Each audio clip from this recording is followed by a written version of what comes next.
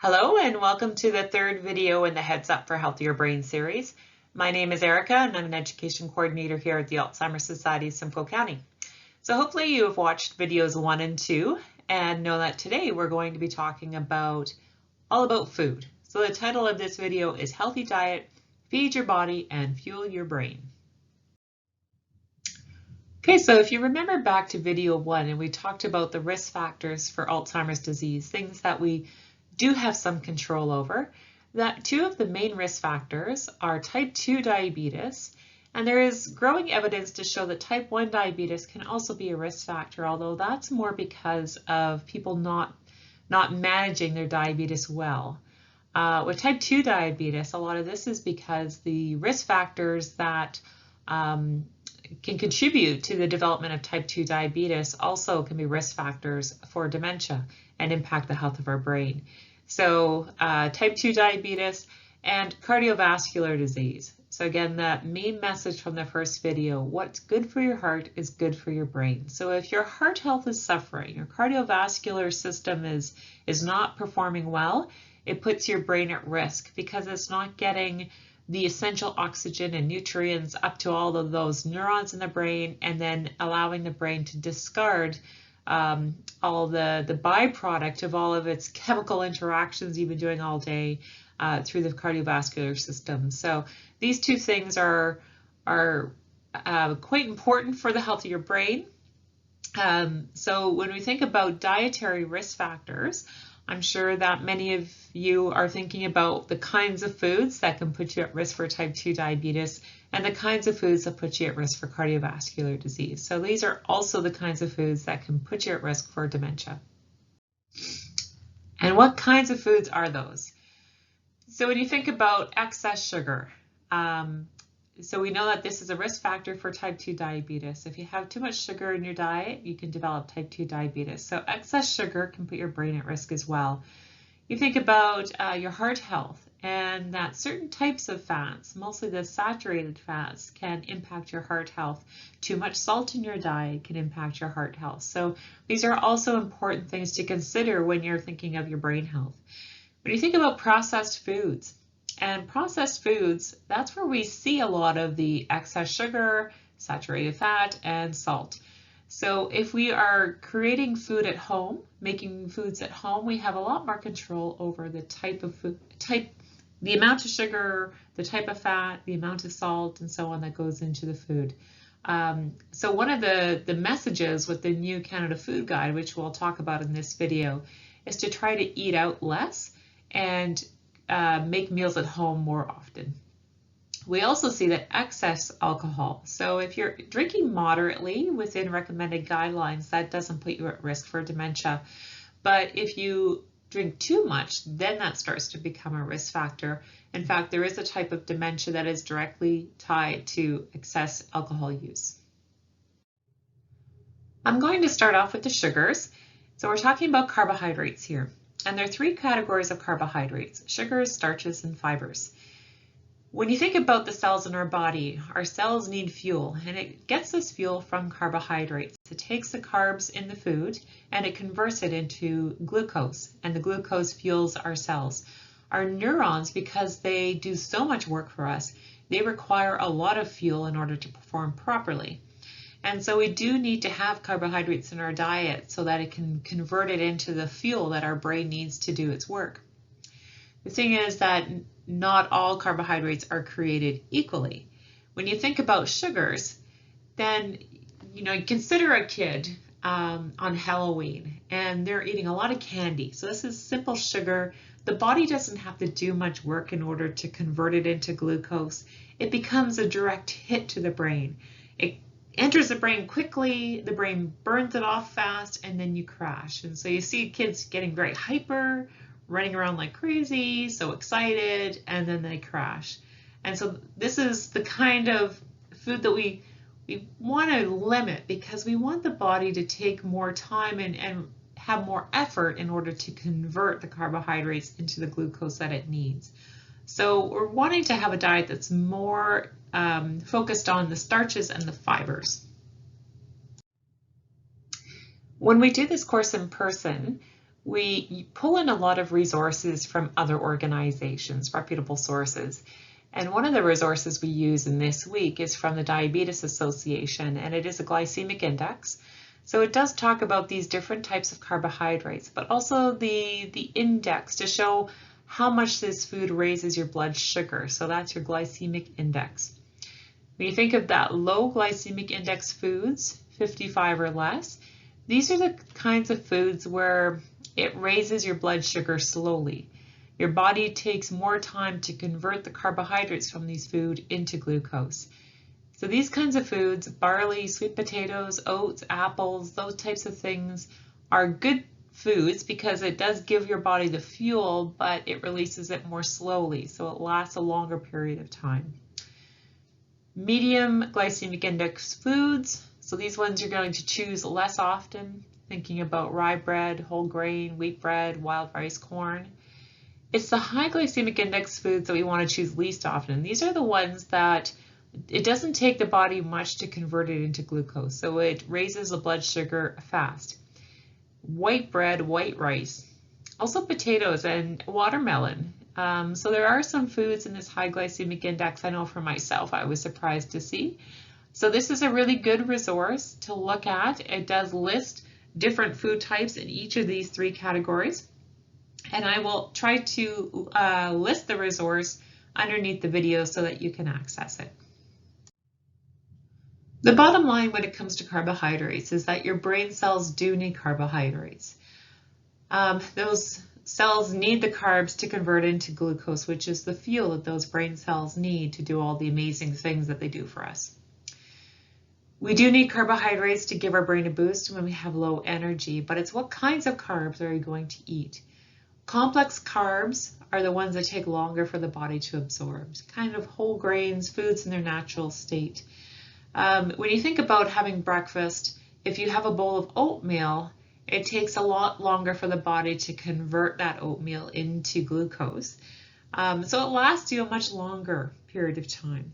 If you were to have a bowl of Cocoa Puffs, it would have a lot of added sugar. So maybe it would give you a lot of energy quickly, but it wouldn't last very long. So we do want to focus on complex carbohydrates so that our body takes a longer period of time to convert it into the fuel, into the glucose that we need. The next thing I want to talk about is sodium. When you think about sodium and our brain health, at the beginning of this video I talked about how our heart health and our brain health are very closely tied together. So having too much sodium in our diet can also impact our brain health. We do tend to have too much sodium in our diet, so we do need a certain amount, but we overdo it. So when you think about sodium here, recommended daily intake is about 2,300 milligrams per day, which equals just over 1 teaspoon of salt. You might say, well, that doesn't sound too bad. I don't put a lot of salt on my different foods.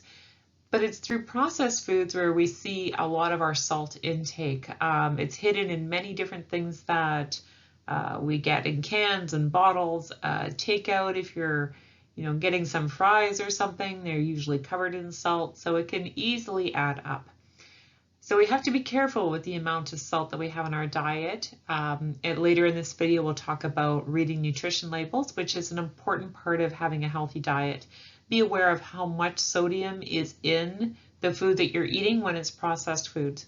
Be aware of how much sodium or how much salt you're putting into your food that you're making at home. Sometimes when you flavor foods with other things like herbs and spices and salt-free seasonings, it adds the flavor that we're looking for without the added sodium. I want to talk a little bit about the importance of being hydrated. Hydration is important for our brain health, so our brain does need fluid in order to function properly.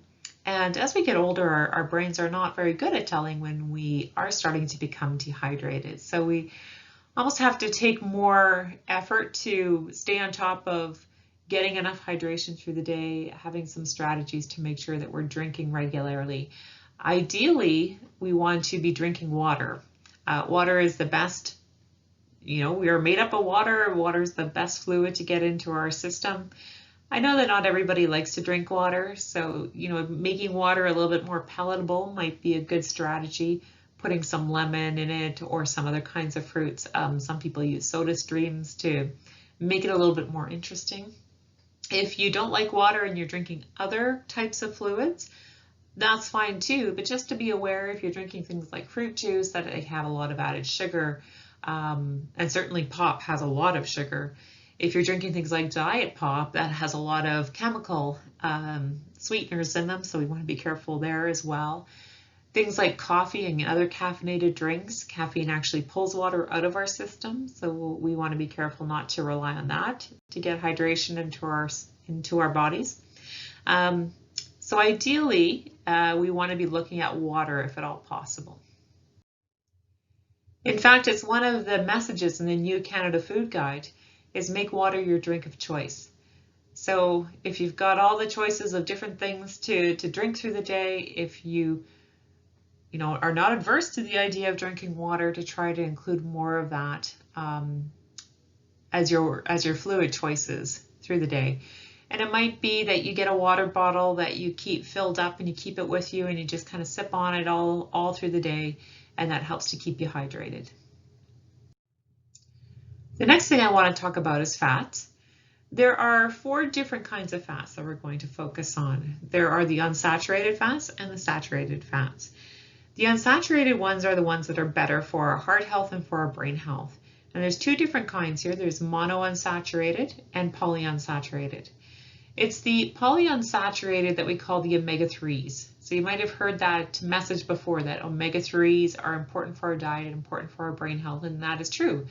Ideally, we want to get omega-3s through the food that we eat, and we can get those through fatty fishes, so salmon and sardines and trout and so on. Those are good sources of omega-3 polyunsaturated fats. You can also get that through certain kinds of oils, especially canola and soy. Flaxseed, so if I often will take a tablespoon of ground flaxseed and throw it on some cereal or put it in a morning smoothie. Maybe grab a handful of walnuts to snack on during the day. So there's lots of ways to get some of that polyunsaturated. You don't need a lot, just a little bit in your diet. As you'll see here, the limited added fats to 2 to 3 tablespoons a day. So they really you don't want a lot of fat in your diet, but we just want to make sure the fat that we are getting in our diet are the better kinds of fats. So those polyunsaturated are omega-3s. The monounsaturated are also good for us. These are called our omega-6s. We want to eat these in moderation, however. They're not quite as good as the polyunsaturated, but these do include the olive oil. So we'll hear a lot about olive oil being good for our heart health and our brain health, and that is true. Other kinds of nuts and seeds have that monounsaturated fats as well.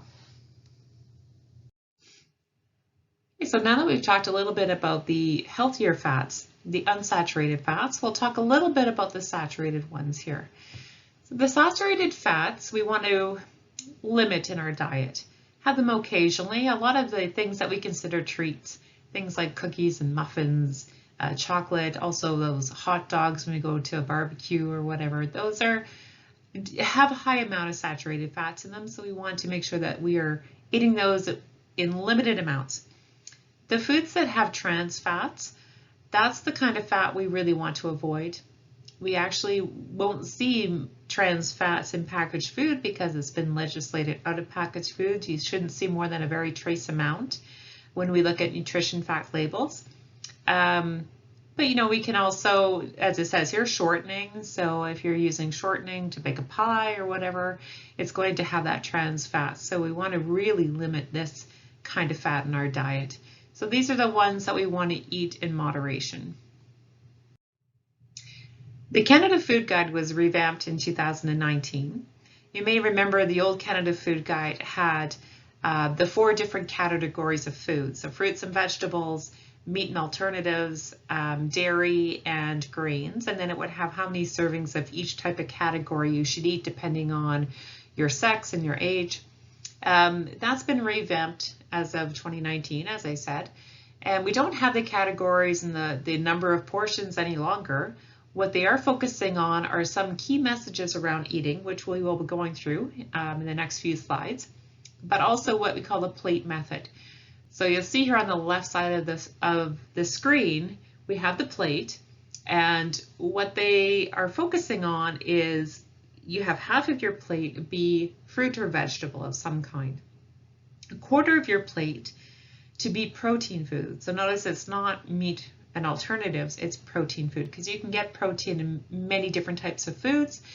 If you'll see here in that quarter section of protein foods, we have some nuts and some beans and lentils and tofu and fish and yogurt and meat. So there's a number of ways that you can get protein into your diet. And then a quarter of your plate to be whole grain foods. And again, it's whole grain breads, but also pasta and rice and couscous and quinoa. And there's a number of different kinds of grain foods. And so that should be a quarter of your plate.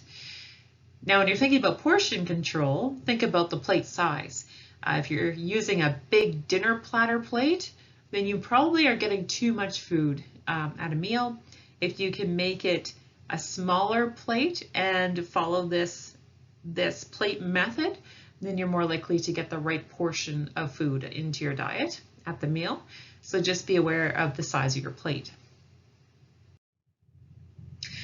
So some people ask us about specific diets that are good for our brain health. And there are 3 diets here that we talk about a lot around how they are tied to healthy aging, and some that are specifically tied to the health of our brain.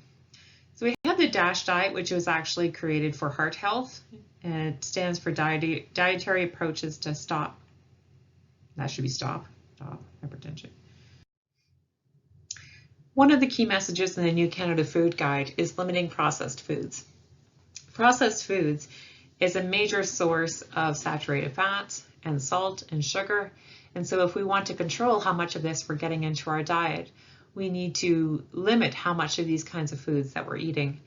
I know that these foods can be quite convenient, whether it's putting in a frozen pizza for dinner, grabbing a muffin in the morning for breakfast, but we do need to be careful that we're not getting too much of this, because this is where we can really overdo it with the amount of saturated fats that we're eating or how much salt we're getting into our diet and so on. One way that we can make better food choices is by learning to read nutrition labels correctly. So this is another key message in the New Canada Food Guide. When we're looking at nutrition fact labels, you will find one of these labels on anything that you buy in the grocery store that is not fresh or not baked in store. When you're looking at that nutrition fact label, is to pay attention first of all to what's here at the very top. So let me just highlight this. This is your serving amount. So when you're looking at the label, everything that you see underneath, the amount of grams, the percentage of daily value, it's all tied to the serving amount. And depending on the food item, that serving amount can change. For example, if this nutrition fact label is 1 cup or 122 grams, and maybe that's the serving amount for this can of, it looks like chickpeas to me, then, a different item, for example, a loaf of bread, usually the serving amount is 1 slice. And then I'll have a weight amount beside that 1 slice. And when you think about a loaf of bread, the slices are not uniform usually. So we have some smaller slices, some bigger slices. Sometimes it's a good idea to take that item and weigh it on a food scale if you have one to see how it relates to the gram amount. But if in doubt, you should always take the weight and apply all of the information below that serving size to the weight rather than the item. Sometimes if foods are in a prepackaged, for example, granola bars, it might say your serving size is 1 bar. Cereal can differ depending on the type of cereal. Some maybe a serving size for one cereal is 2/3 of a cup, for another cereal is 1 cup. So pay attention to that serving size and measure it out or weigh it out from time to time just to double check to make sure that it is the correct amount that you're eating. Now everything underneath that serving size here will have, at the top, we have calories, but we want to pay attention to the fat. So first of all, we have fat. And in this example, our fat is 8 grams or 11% of our daily value. So this is for a recommended daily value for an average adult. So 11% of our daily value of fat in this serving size. Underneath this, you'll see saturated fats, 3 grams, plus trans fats 0 grams. So as I mentioned earlier, there's legislation to remove trans fats out of our packaged foods. So you shouldn't see more than, I think it's 0.1 gram, just trace amount. But you'll see there's a disconnect here. Well, your fat amount is 8 grams, but saturated is 3 grams. So where's the rest of it? And that's where we have the other two kinds of fats, the unsaturated fats. Some nutrition fact labels will list that under the fat amount. They'll have all 4 types of fats, but they don't have to. They only have to list the saturated and the trans fats amount. So when you see that disconnect, it means the other 5 grams are the unsaturated fats, which are the healthier fats. So you'll see here we have 8 grams for the fat is 11% of our daily value. But here 3 grams of saturated fats, and that's 15% of our daily value. So even though it weighs less, it's actually more of your percent daily value. So that means that, you know, a recommended fat amount in your diet, 8 grams is 11% overall fat. 3 grams saturated is actually 15% of your overall daily value for saturated fat. So that's how you read that. The next one is carbohydrates. So as and I mentioned earlier, sorry about that carbohydrates, 19 grams here, and different kinds of carbs. You have your fibers, sugars, and starches. So just like the fats, the nutrition fact label will list out the fiber and the sugar, but not always the starches. So when you see this disconnect, so here you have fiber 2 grams, sugar 14 grams. So there's missing 3 grams here. So that would be your starch amount. And again, over here on your daily value, so it actually doesn't have a daily value for a total amount of carbohydrates, but it has a daily value 7% for fiber and a daily value 14% for sugar. So just be aware where that daily value is, line it up across so that you know what its daily value is connected to. And the last one here, and this is can be very tricky, is the amount of sodium. So here you've got your sodium amount, 5 milligrams. In this item, it's only 1% of your daily value. And the message here that they are focusing on is when you look at this daily value, 5% or less is a little bit, 15% or more is a lot. So I'm just going to highlight that a little bit. Sorry about my highlighting skills. When you look at something like prepared soup, so a lot of soup, for example, if you've got a can of Campbell's prepared soup, usually it's 500 milliliters is the can amount. But when you look at the nutrition fact label, the serving size amount is 1 cup or 250 milliliters. So there's actually 2 servings in a can. So everything on that nutrition fact label is tied to the serving size, not the amount of soup that's in the can. And the sodium percent of daily value is often over 30%. So they are very, very high in sodium, those prepared soups. Often that surprises people when they look at that. So it helps us to make those healthier food choices so that if it's over 15% for one of these items, to just take a stock and say, okay, is this really a good food item for me? Is there a healthier food choice? So it's just a quick way of identifying something that maybe might not be the healthiest food choice for us. And there is a sheet from the Canadian government about reading nutrition fact labels, and I will link that to the bottom below the video. Another message from the Canada Food Guide is beware of food marketing. They try to sell their food to us so that we'll buy it. You know, the example here, we've got the French fries, limited time only, those kinds of messages that make us feel like we have to go out and buy something. Supersize it, that's another big message. So recognize when the food is being marketed to you, and we want to rely on those nutrition labels rather than the marketing messages. The marketing messages are meant to sell the food to you. The nutrition fact labels are meant to help you make a healthier food choice. So here are some examples of different marketing techniques, whether it's coupons in the aisle that draw you in to buy that item, or Ronald McDonald appealing to kids to come and eat at McDonald's. Maybe it's your name on the bottle of Coke. So just being aware of when this marketing is trying to draw you in and pay attention to the nutrition fact labels so that you can make a good choice for yourself without being lured in by the marketing message from the food company. The next few slides, I'm going to go through some of the key messages in the New Canada Food Guide. The first one, if we're trying to limit the processed foods, is to start cooking more often and cooking with whole foods. When we think about our brain health, when we are cooking new recipes, we can actually build our cognitive skills because it might be a new skill or we're trying out a new recipe we haven't tried before.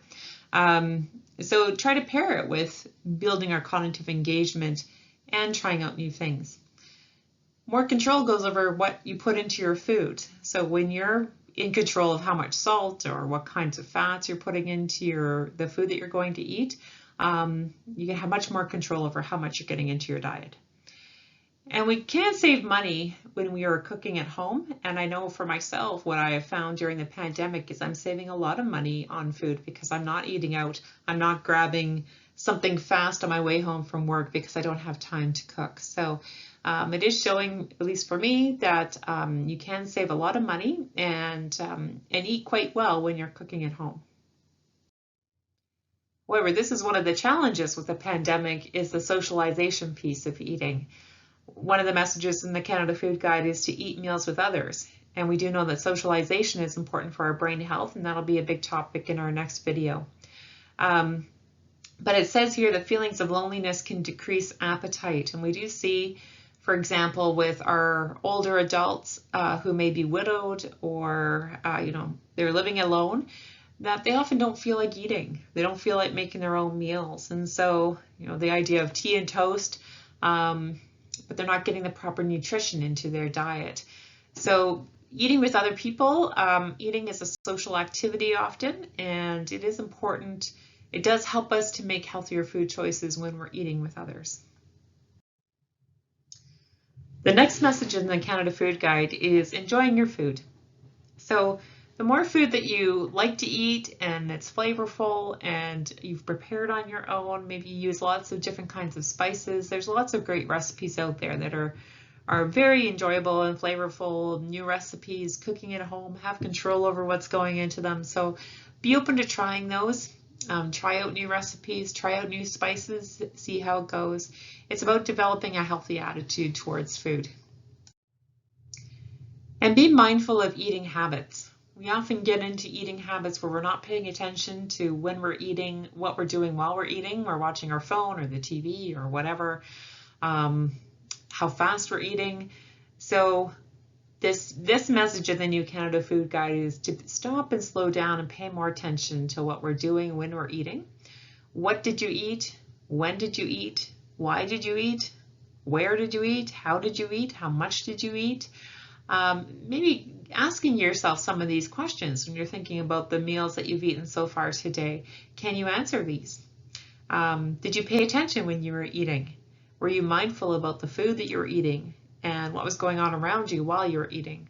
And also what your body was telling you when you were eating. Did you eat because you were full, or did you eat just because you were bored or because it was the time to eat? So just paying more attention to why you're eating, what's going around you when you're eating, what food you're eating, and so on. All right, so I will try to link below the video some different resources that help support our nutrition talk today. Our next video in this series is the ending week of our 4-week Heads Up for Healthier Brain series. And we'll be talking about social engagement, the importance of social engagement for our brain health, and the importance of managing stress for our brain health. So I hope you all enjoyed me for video 4.